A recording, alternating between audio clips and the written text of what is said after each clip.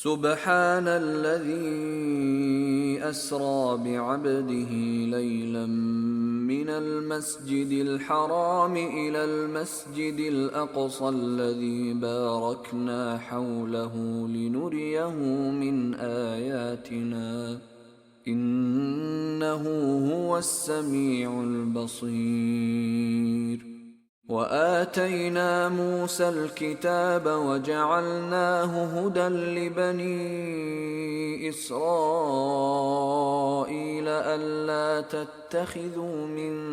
دوني وكيلا ذرية من حملنا مع نوح إنه كان عبدا شكورا. وقضينا إلى بني إسرائيل في الكتاب لتفسدن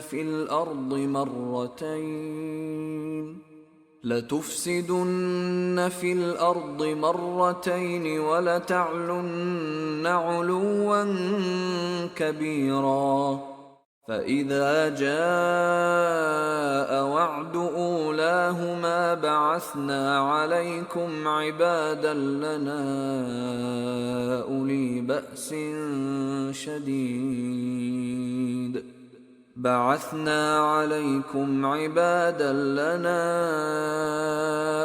بأس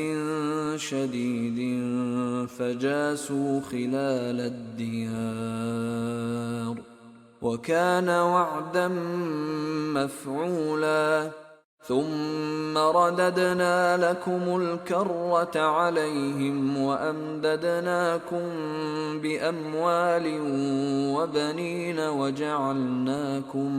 وجعلناكم أكثر نفيرا.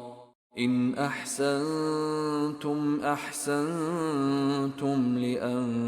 لأنفسكم وإن أسأتم فلها. فإذا جاء وعد الآخرة ليسوءوا وجوهكم وليدخلوا المسجد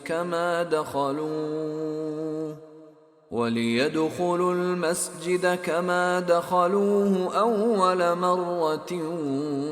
وليتبروا ما علوا تتبيرا. عسى ربكم أن يرحمكم وإن عدتم عدنا وجعلنا جهنم للكافرين حصيرا. إن هذا القرآن يهدي للتي هي أقوم ويبشر المؤمنين الذين يعملون الصالحات أن لهم أجرا كبيرا وأن الذين لا يؤمنون بالآخرة أعتدنا لهم عذابا أليما.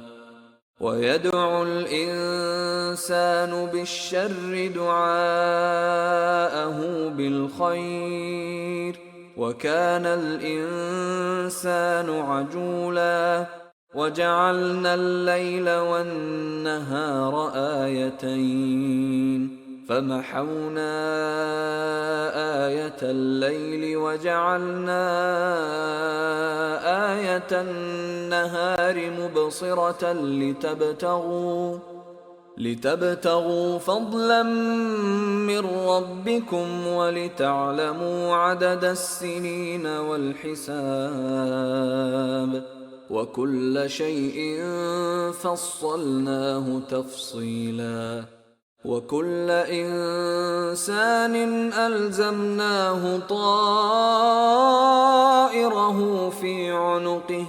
ونخرج له يوم القيامة كتابا يلقاه منشورا. اقرأ كتابك كفى بنفسك اليوم عليك حسيبا. من اهتدى فإنما يهتدي لنفسه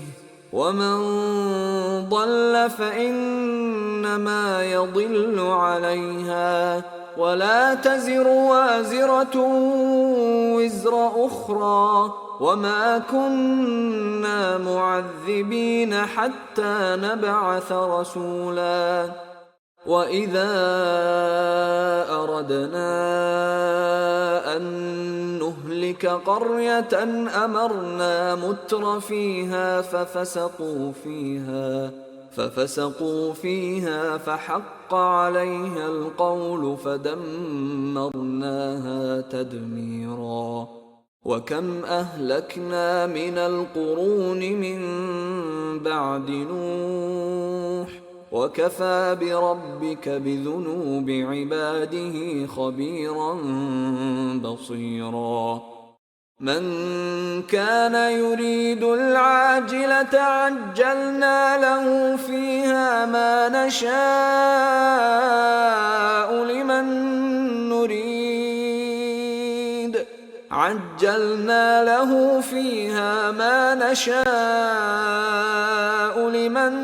نريد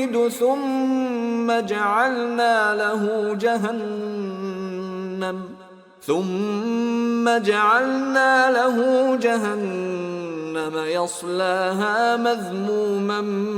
مدحورا ومن أراد الآخرة وسعى لها سعيها وهو مؤمن فأولئك كان سعيهم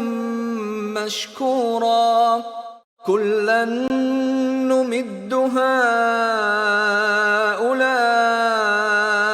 وهؤلاء من عطاء ربك وما كان عطاء ربك محظورا انظر كيف فضلنا بعضهم على بعض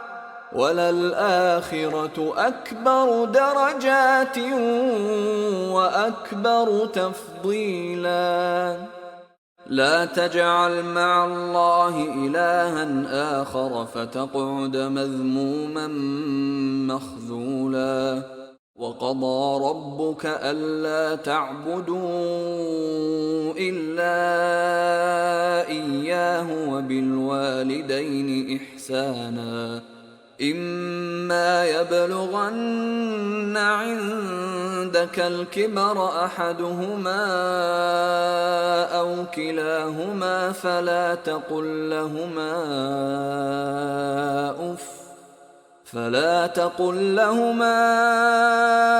أف ولا تنهرهما وقل لهما قولا كريما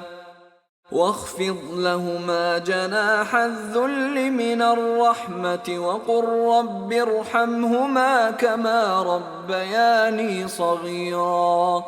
ربكم أعلم بما في نفوسكم إن تكونوا صالحين فإنه كان للأوابين غفورا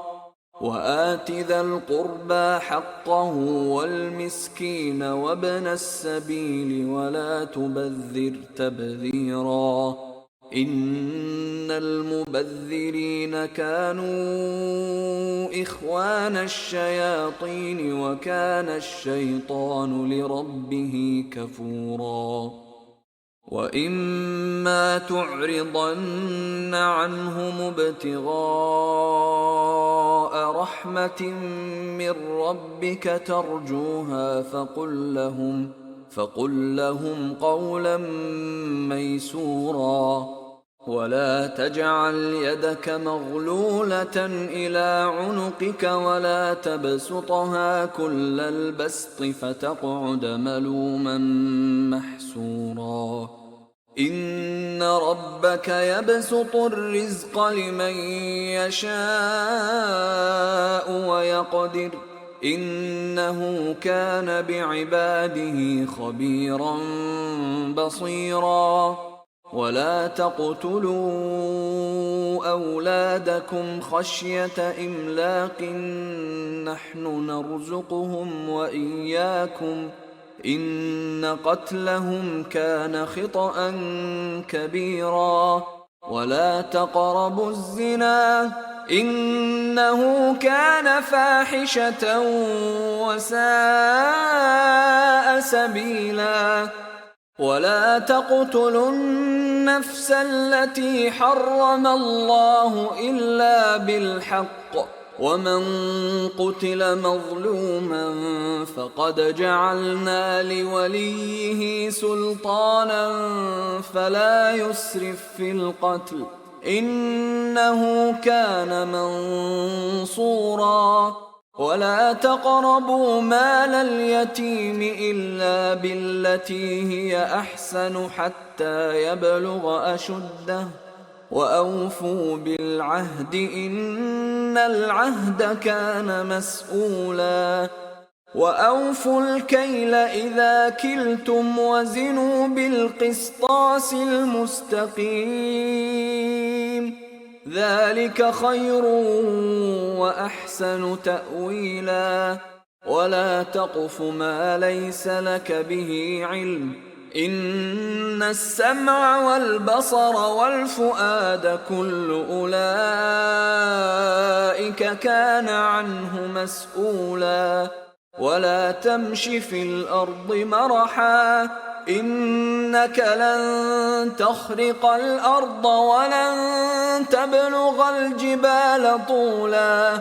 كل ذلك كان سيئه عند ربك مكروها ذلك مما أوحى إليك ربك من الحكمة ولا تجعل مع الله إلها آخر فتلقى في جهنم ملوما مدحورا أفأصفاكم ربكم بالبنين واتخذ من الملائكة إناثا إنكم لتقولون قولا عظيما ولقد صرفنا في هذا القرآن ليذكروا وما يزيدهم إلا نفورا قل لو كان معه آلهة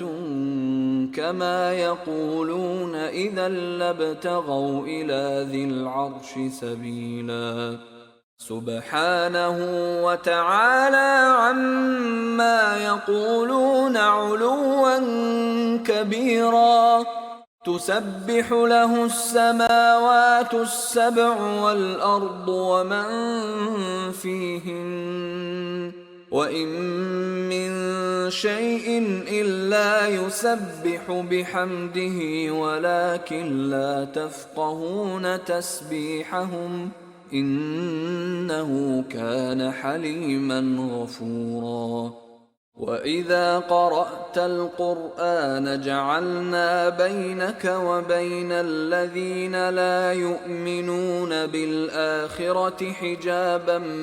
مستورا وجعلنا على قلوبهم أكنة أن يفقهوه وفي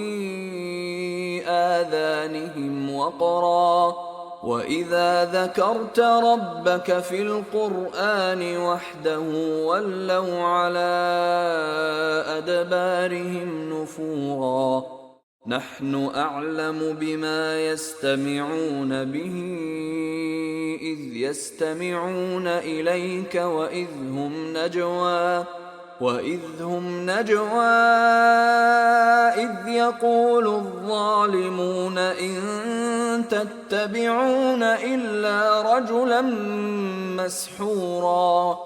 انظر كيف ضربوا لك الأمثال فضلوا فلا يستطيعون سبيلا وقالوا أإذا كنا عظاما ورفاتا أإنا لمبعوثون خلقا جديدا قل كونوا حجارة أو حديدا أو خلقا مما يكبر في صدوركم فسيقولون من يعيدنا قل الذي فطركم أول مرة فسينغضون إليك رؤوسهم ويقولون متى هو قل عسى أن يكون قريبا يوم يدعوكم فتستجيبون بحمده وتظنون إن لبثتم إلا قليلا وقل لعبادي يقولوا التي هي أحسن إن الشيطان ينزغ بينهم إن الشيطان كان للإنسان عدوا مبينا ربكم أعلم بكم إن يشأ يرحمكم أو إن يشأ يعذبكم وما أرسلناك عليهم وكيلا وربك أعلم بمن في السماوات والأرض ولقد فضلنا بعض النبيين على بعض وآتينا داود زبورا قل ادعوا الذين زعمتم من دونه فلا يملكون كشف الضر عنكم ولا تحويلا أولئك الذين يدعون يبتغون إلى ربهم الوسيلة أيهم أقرب ويرجون رحمته ويخافون عذابه إن عذاب ربك كان محذورا وإن من قرية إلا نحن مهلكوها قبل يوم القيامة أو معذبوها عذابا شديدا كان ذلك في الكتاب مسطورا وما منعنا أن نرسل بالآيات إلا أن كذب بها الأولون وآتينا ثمود الناقة مبصرة فظلموا بها وما نرسل بالآيات إلا تخويفا وإذ قلنا لك إن ربك أحاط بالناس وما جعلنا الرؤيا التي أريناك إلا فتنة للناس والشجرة الملعونة في القرآن ونخوفهم فما يزيدهم إلا طغيانا كبيرا وإذ قلنا للملائكة اسجدوا لآدم فسجدوا إلا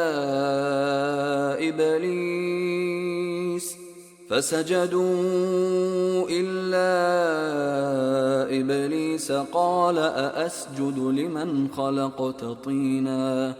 قال أرأيتك هذا الذي كرمت علي لئن أخرتني إلى يوم القيامة لأحتنكن ذريته إلا قليلا قال اذهب فمن تبعك منهم فإن جهنم جزاؤكم جزاء موفورا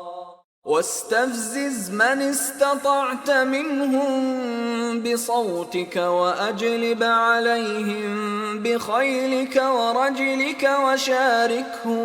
وشاركهم في الأموال والأولاد وعدهم وما يعدهم الشيطان إلا غرورا إن عبادي ليس لك عليهم سلطان وكفى بربك وكيلا ربكم الذي يزجي لكم الفلك في البحر لتبتغوا من فضله إنه كان بكم رحيما وإذا مسكم الضر في البحر ضل من تدعون إلا إياه فلما نجاكم إلى البر أعرضتم وكان الإنسان كفورا أفأمنتم أن يخسف بكم جانب البر أو يرسل عليكم حاصبا ثم لا تجدوا لكم وكيلا أم أمنتم أن يعيدكم فيه تارة أخرى فيرسل عليكم قاصفا من الريح فيغرقكم بما كفرتم ثم لا تجدوا لكم علينا به تبيعا ولقد كرمنا بني آدم وحملناهم في البر والبحر ورزقناهم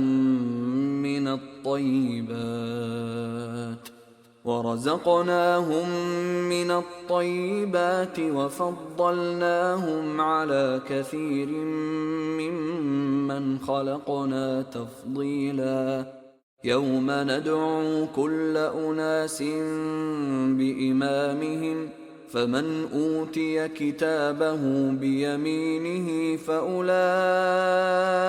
يقرؤون كتابهم ولا يظلمون فتيلا ومن كان في هذه أعمى فهو في الآخرة أعمى وأضل سبيلا وإن كادوا ليفتنونك عن الذي أوحينا إليك لتفتري علينا غيره وإذا لاتخذوك خليلا ولولا أن ثبتناك لقد كدت تركن إليهم شيئا قليلا إذا لأذقناك ضعف الحياة وضعف الممات ثم لا تجد لك علينا نصيرا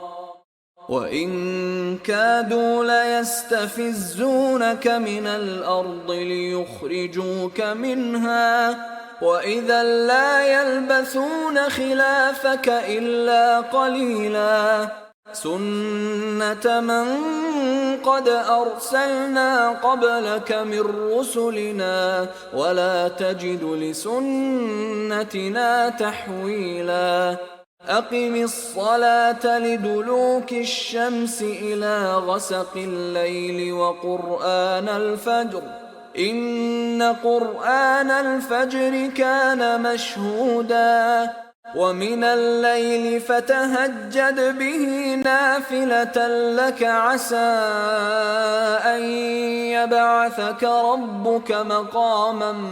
محمودا وقل رب أدخلني مدخل صدق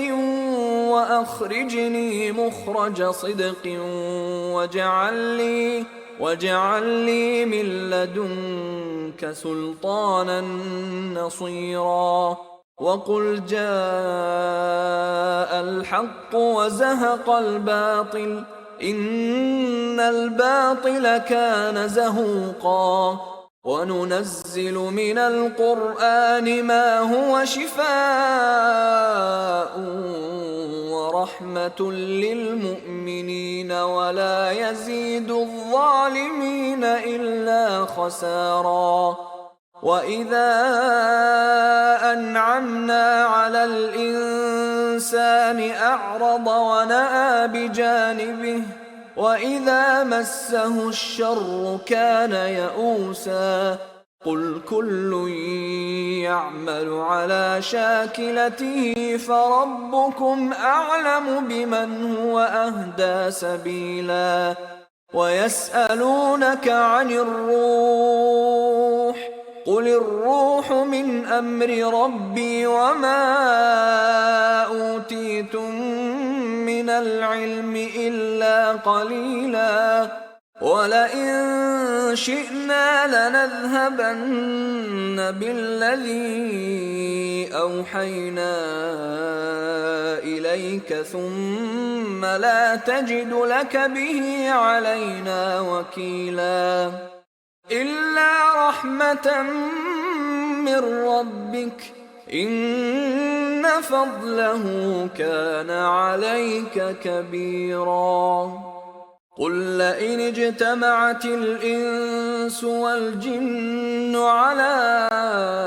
أن يأتوا بمثل هذا القرآن لا يأتون بمثله ولو كان بعضهم لبعض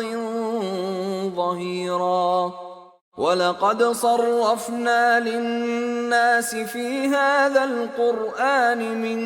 كل مثل فأبى أكثر الناس إلا كفورا وقالوا لن نؤمن لك حتى تفجر لنا من الأرض ينبوعا أو تكون لك جنة من نخيل وعنب فتفجر الأنهار خلالها تفجيرا أو تسقط السماء كما زعمت علينا كسفا أو تأتي بالله والملائكة قبيلا أو يكون لك بيت من زخرف أو ترقى في السماء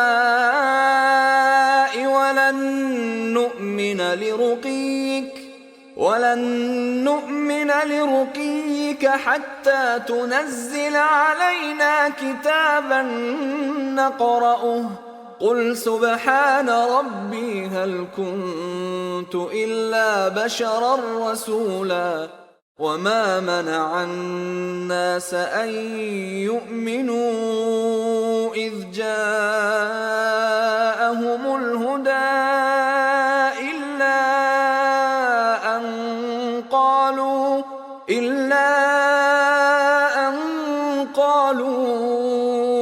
أبعث الله بشرا رسولا قل لو كان في الأرض ملائكة يمشون مطمئنين لنزلنا عليهم من السماء ملكا رسولا قل كفى بالله شهيدا بيني وبينكم إنه كان بعباده خبيرا بصيرا ومن يهد الله فهو المهتد ومن يضلل فلن تجد لهم أولياء من دونه ونحشرهم يوم القيامة على وجوههم عميا وبكما وصما مأواهم جهنم كلما خبت زدناهم سعيرا ذلك جزاؤهم بأنهم كفروا بآياتنا وقالوا أإذا كنا عظاما ورفاتا أإنا لمبعوثون خلقا جديدا أولم يروا أن الله الذي خلق السماوات والأرض قادر على أن يخلق مثلهم وجعل لهم أجلا لا ريب فيه فأبى الظالمون إلا كفورا قل لو أنتم تملكون خزائن رحمة ربي إذا لأمسكتم خشية الإنفاق وكان الإنسان قتوراً. ولقد آتينا موسى 9 آيات بينات فاسأل بني إسرائيل إذ جاءهم فقال له فرعون إني لأظنك يا موسى مسحورا. قال لقد علمت ما أنزل هؤلاء إلا رب السماوات والأرض بصائر وإني لأظنك يا فرعون مثبورا. فأراد أن يستفزهم من الأرض فأغرقناه ومن معه جميعا. وقلنا من بعده لبني إسرائيل اسكنوا الأرض فإذا جاء وعد الآخرة جئنا بكم لفيفا. وبالحق أنزلناه وبالحق نزل وما أرسلناك إلا مبشرا ونذيرا. وقرآنا فرقناه لتقرأه على الناس على مكث ونزلناه تنزيلا. قل آمنوا به أو لا تؤمنوا إن الذين أوتوا العلم من قبله إذا يتلى عليهم يخرون للأذقان سجدا ويقولون سبحان ربنا إن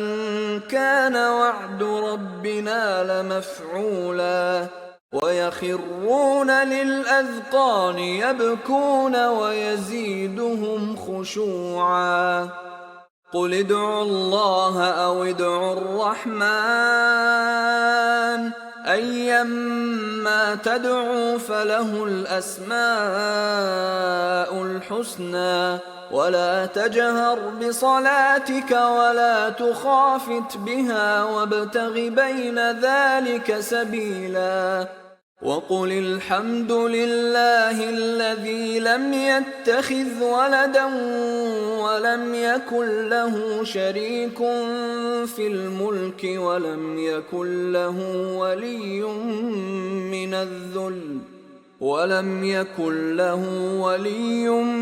من الذل وكبره تكبيرا. بسم الله الرحمن الرحيم. الحمد لله الذي أنزل على عبده الكتاب ولم يجعل له عوجا قيما لينذر بأسا شديدا من لدنه ويبشر المؤمنين الذين يعملون الصالحات أن لهم أجرا حسنا ماكثين فيه أبدا وينذر الذين قالوا اتخذ الله ولدا ما لهم به من علم ولا لآبائهم كبرت كلمة تخرج من أفواههم إن يقولون إلا كذبا فلعلك باخع نفسك على آثارهم إن لم يؤمنوا بهذا الحديث أسفا إنا جعلنا ما على الأرض زينة لها لنبلوهم أيهم أحسن عملا وإنا لجاعلون ما عليها صعيدا جرزا أم حسبت أن أصحاب الكهف والرقيم كانوا من آياتنا عجبا إذ أوى الفتية إلى الكهف فقالوا ربنا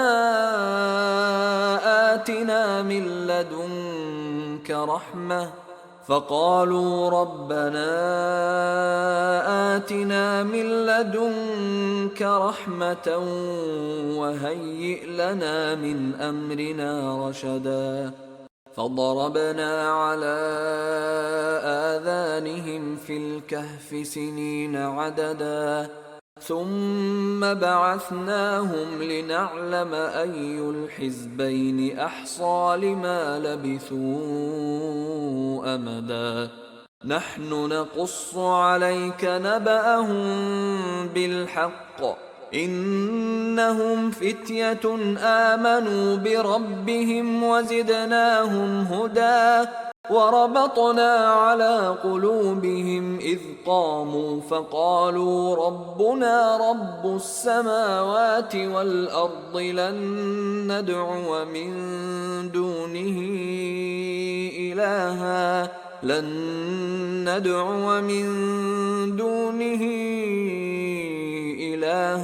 لقد قلنا إذا شططا هؤلاء قومنا اتخذوا من دونه آلهة لولا يأتون عليهم بسلطان بين فمن أظلم ممن افترى على الله كذبا وإذ اعتزلتموهم وما يعبدون إلا الله فأووا إلى الكهف ينشر لكم ربكم من رحمته ويهيئ لكم من أمركم مرفقا وترى الشمس إذا طلعت تزاور عن كهفهم ذات اليمين وإذا غربت تقرضهم ذات الشمال وهم في فجوة منه ذلك من آيات الله من يهد الله فهو المهتد ومن يضلل فلن تجد له وليا مرشدا وتحسبهم أيقاظا وهم رقود ونقلبهم ذات اليمين وذات الشمال وكلبهم باسط ذراعيه بالوصيد لو اطلعت عليهم لوليت منهم فرارا ولملئت منهم رعبا وكذلك بعثناهم ليتساءلوا بينهم قال قائل منهم كم لبثتم قالوا لبثنا يوما أو بعض يوم قالوا ربكم أعلم بما لبثتم فابعثوا أحدكم بورقكم هذه إلى المدينة فلينظر أيها أزكى طعاما فليأتكم برزق منه وليتلطف ولا يشعرن بكم أحدا إنهم إن يظهروا عليكم يرجموكم أو يعيدوكم في ملتهم ولن تفلحوا إذا أبدا وكذلك أعثرنا عليهم ليعلموا أن وعد الله حق وأن الساعة لا ريب فيها إذ يتنازعون بينهم أمرهم فقالوا ابنوا عليهم بنيانا ربهم أعلم بهم قال الذين غلبوا على أمرهم لنتخذن عليهم مسجدا سيقولون ثلاثة رابعهم كلبهم ويقولون خمسة سادسهم كلبهم رجما بالغيب ويقولون سبعة وثامنهم كلبهم قل ربي أعلم بعدتهم ما يعلمهم إلا قليل فلا تمار فيهم إلا مراء ظاهرا ولا تستفت فيهم منهم أحدا ولا تقولن لشيء إني فاعل ذلك غدا إلا أن يشاء الله واذكر ربك إذا نسيت وقل عسى أن يهديني ربي لأقرب من هذا رشدا ولبثوا في كهفهم 300 سنين وازدادوا 9 قل الله أعلم بما لبثوا له غيب السماوات والأرض أبصر به وأسمع ما لهم من دونه من ولي ولا يشرك في حكمه أحدا واتل ما أوحي إليك من كتاب ربك لا مبدل لكلماته ولن تجد من دونه ملتحدا واصبر نفسك مع الذين يدعون ربهم بالغداة والعشي يريدون وجهه ولا تعد عيناك عنهم تريد زينة الحياة الدنيا ولا تطع من أغفلنا قلبه عن ذكرنا واتبع هواه وكان أمره فرطا وقل الحق من ربكم فمن شاء فليؤمن ومن شاء فليكفر إنا أعتدنا للظالمين نارا أحاط بهم سرادقها وإن يستغيثوا يغاثوا بماء كالمهل يشوي الوجوه بئس الشراب وساءت مرتفقا إن الذين آمنوا وعملوا الصالحات إنا لا نضيع أجر من أحسن عملا أولئك لهم جنات عدن تجري من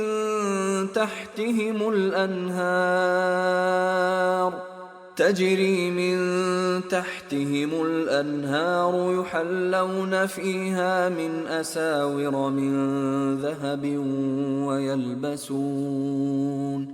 ويلبسون ثيابا خضرا من سندس واستبرق متكئين فيها على الأرائك نعم الثواب وحسنت مرتفقا واضرب لهم مثلا الرجلين جعلنا لأحدهما جنتين من أعناب وحففناهما بنخل وجعلنا بينهما زرعا كلتا الجنتين آتت أكلها ولم تظلم منه شيئا وفجرنا خلالهما نهرا وكان له ثمر فقال لصاحبه وهو يحاوره أنا أكثر منك مالا وأعز نفرا ودخل جنته وهو ظالم لنفسه قال ما أظن أن تبيد هذه أبدا وما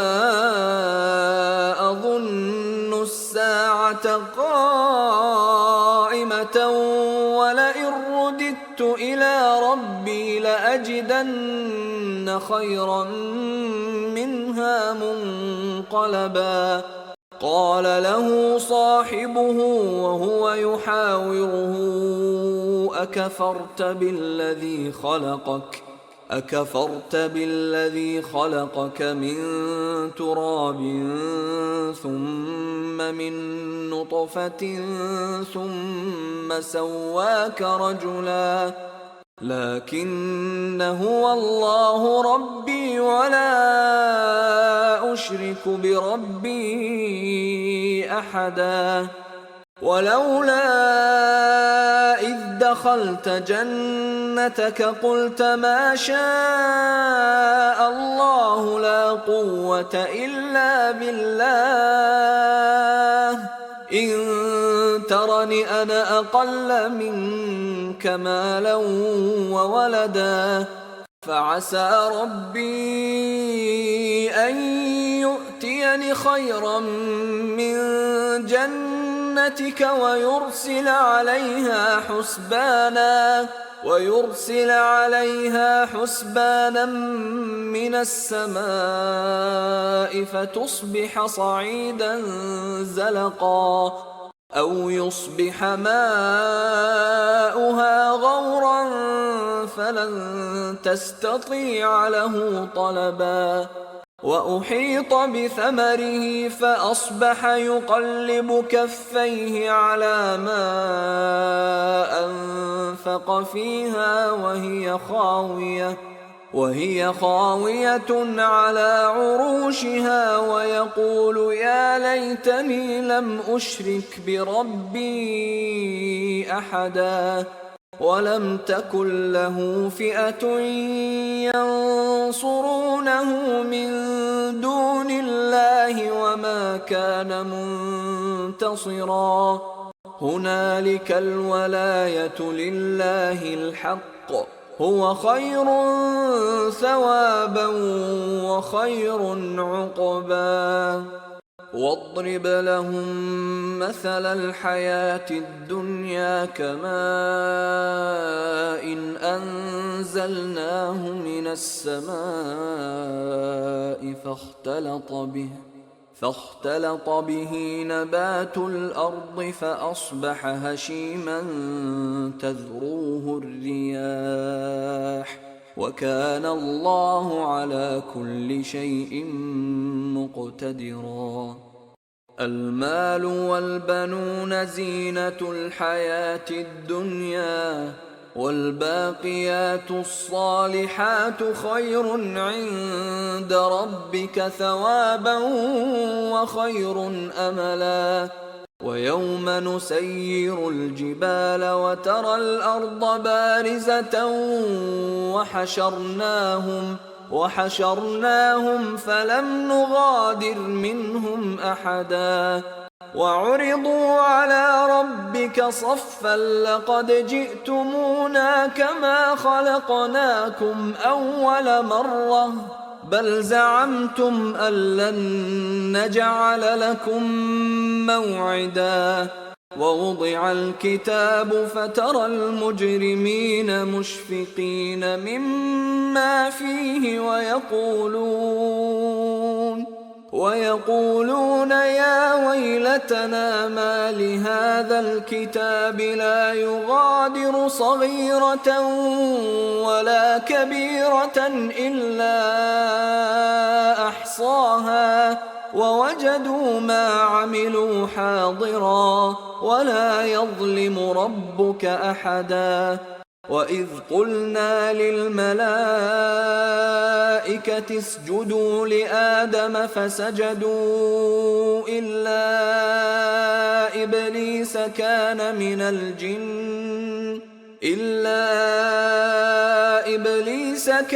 من الجن ففسق عن أمر ربه أفتتخذونه وذريته أولياء من دوني وهم لكم عدو بئس للظالمين بدلا. ما أشهدتهم خلق السماوات والأرض ولا خلق أنفسهم وما كنت متخذ المضلين عضدا. ويوم يقول نادوا شركائي الذين زعمتم فدعوهم فلم يستجيبوا لهم وجعلنا بينهم موبقا. ورأى المجرمون النار فظنوا أنهم مواقعوها ولم يجدوا عنها مصرفا. ولقد صرفنا في هذا القرآن للناس من كل مثل وكان الإنسان أكثر شيء جدلا. وما منع الناس أن يؤمنوا إذ جاءهم الهدى ويستغفروا ربهم إلا أن تأتيهم سنة الأولين أو يأتيهم العذاب قبلا. وما نرسل المرسلين إلا مبشرين ومنذرين ويجادل الذين كفروا بالباطل ليدحضوا به الحق واتخذوا آياتي وما أنذروا هزوا. ومن أظلم ممن ذكر بآيات ربه فأعرض عنها ونسي ما قدمت يداه إنا جعلنا على قلوبهم أكنة أن يفقهوه وفي آذانهم وقرا وإن تدعهم إلى الهدى فلن يهتدوا إذا أبدا. وربك الغفور ذو الرحمة لو يؤاخذهم بما كسبوا لعجل لهم العذاب بل لهم موعد لن يجدوا من دونه موئلا. وتلك القرى أهلكناهم لما ظلموا وجعلنا لمهلكهم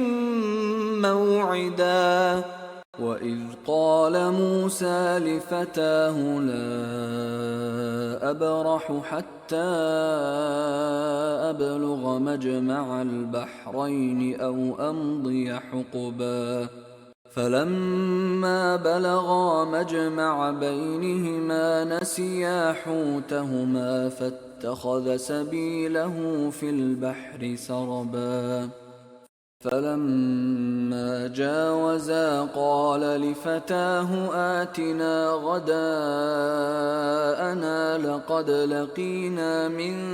سفرنا هذا نصبا قال أرأيت إذ أوينا إلى الصخرة فإني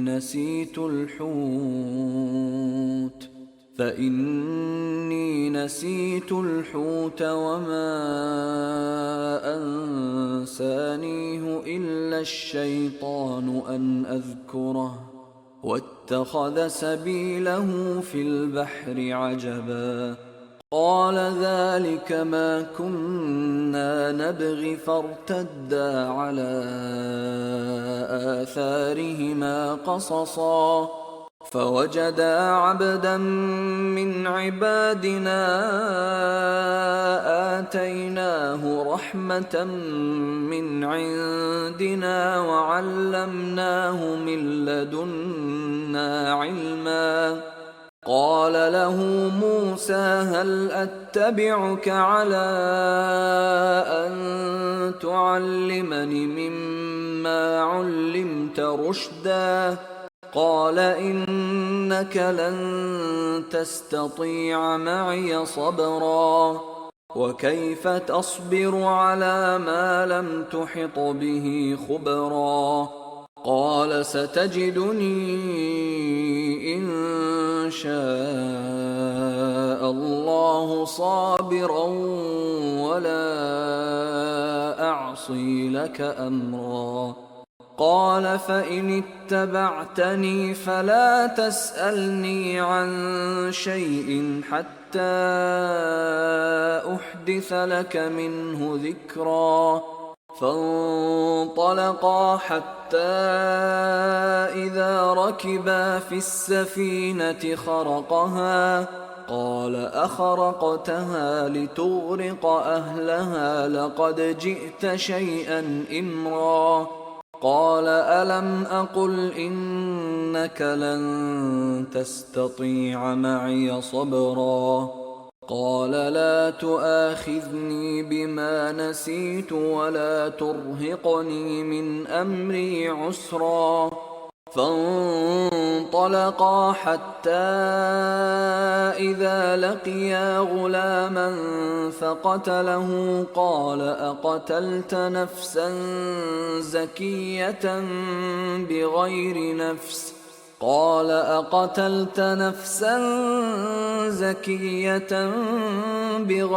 نفس لقد جئت شيئا نكرا